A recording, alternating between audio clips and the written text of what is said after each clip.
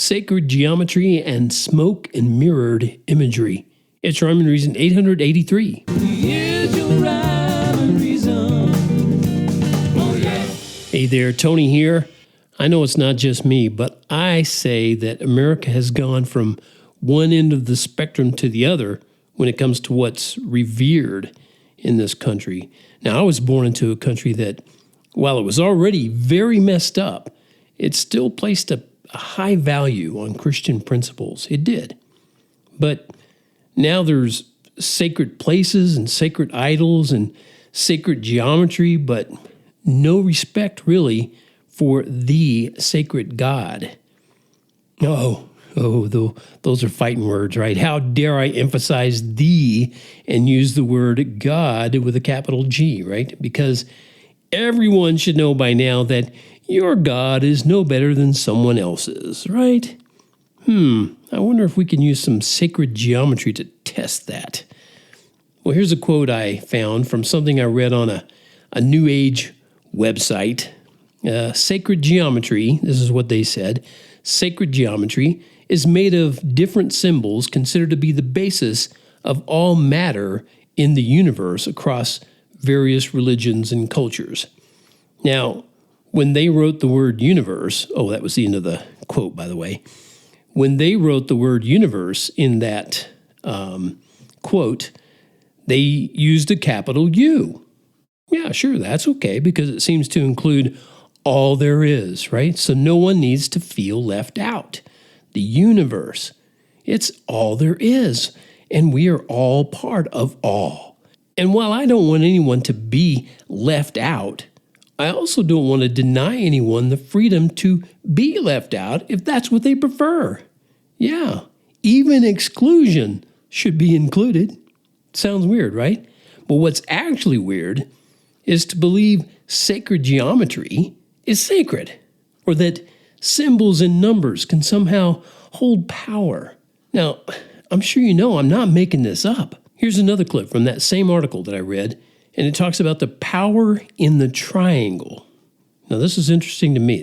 This is the quote. Here it is. They said, "The first shape that can be formed from more than one line, the triangle, is a representation of 3, the number of sacred creation. And in ancient Nordic cultures and countless across the world, the number 3 is said to hold powerful mystical properties, symbolizing harmony and balance. They can represent the mother, father, and child, mind, body, and spirit, and pointing upwards is indicative of rising consciousness. A downward pointing triangle relates to the divine feminine." They use capital D and capital F.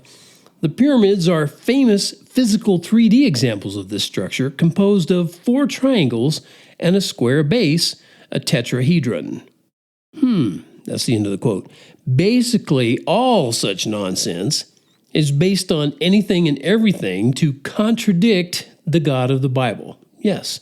And notice how the triangle pointing up is focused on your consciousness, and the downward pointing triangle relates to the divine feminine. One is you-focused, the other is opposite of the masculine God. Now, I also read about this sacred geometry and its forms.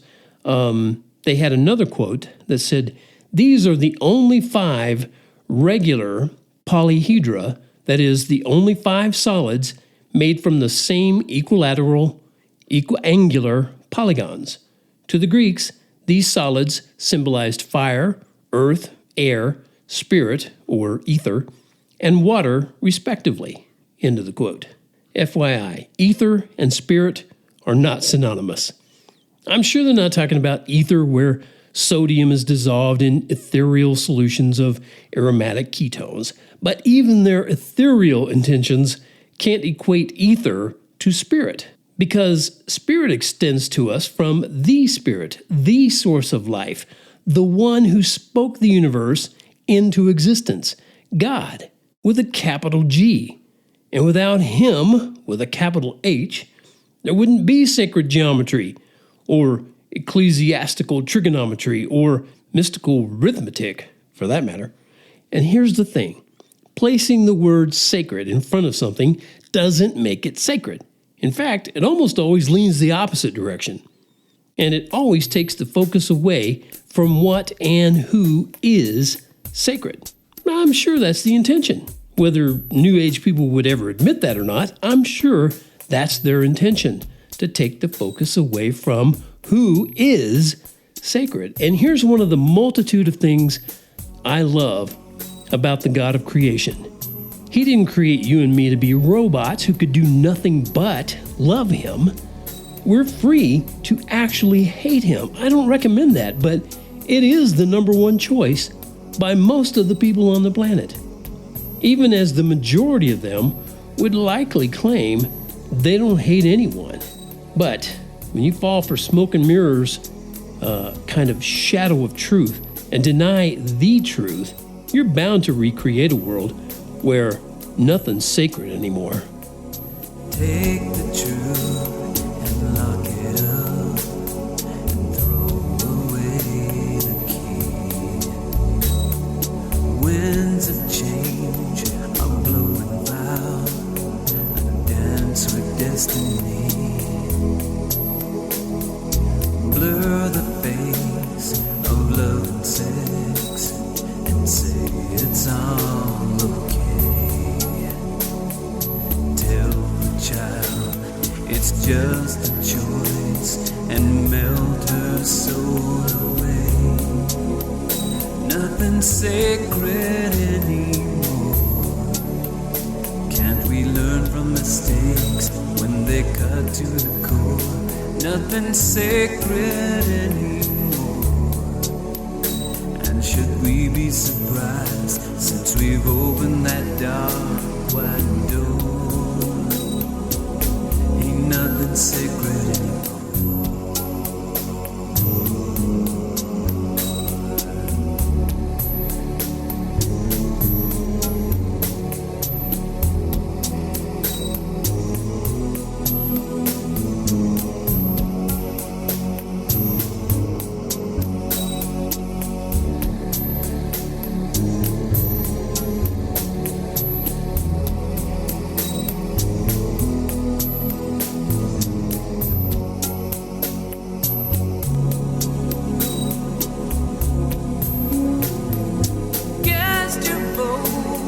Social growth, and then say yes to love. Keep the peace, divide the wealth. The vision ain't of song. Hedge the bets and ride the fence. The middle road secure. Then one day you're head to head with all you must endure. Nothing sacred anymore. Can't we learn from mistakes when they cut to the core? Nothing sacred anymore. And should we be surprised since we've opened that dark wide door? Sacred anymore. More space and time, more would be sublime. Someone else can pay, long as I get mine today. Nothing sacred anymore.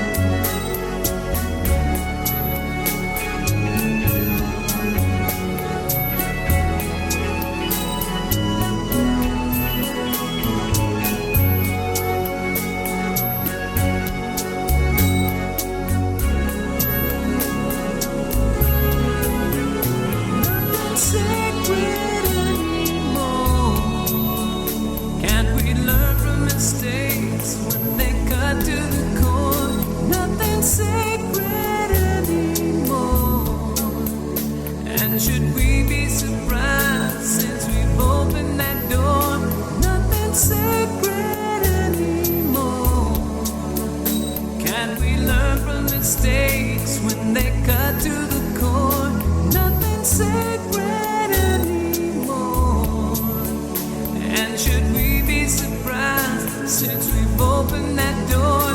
Nothing sacred anymore. Can't we learn from mistakes when they cut to the core? Nothing sacred anymore. And should we be surprised since we've opened that dark wide door? Ain't nothing sacred anymore. Ain't nothing sacred anymore. There ain't nothing sacred anymore. There ain't nothing sacred. Ain't nothing sacred anymore. Ain't nothing sacred anymore.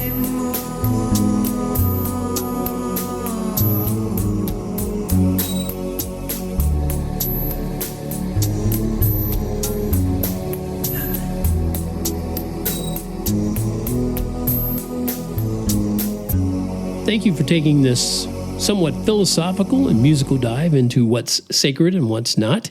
As always, it's an honor to have you here on the Rhyme and Reason podcast. Please tell all your friends. If you enjoy what you're hearing, tell your friends to come over and subscribe to the podcast. And it would be great if you leave a review. If you could do that over on whatever you listen to, if it's most people listen on iTunes or Google Play, I think it is. But whatever platform you use, if there's an opportunity to leave a review on it, that would be great. Or you could leave me a message at TonyFunderburk.com. And TonyFunderburk.com is the sponsor, as always, of the Rhyme and Reason podcast. And as always, remember, life has rhyme and reason because God made you.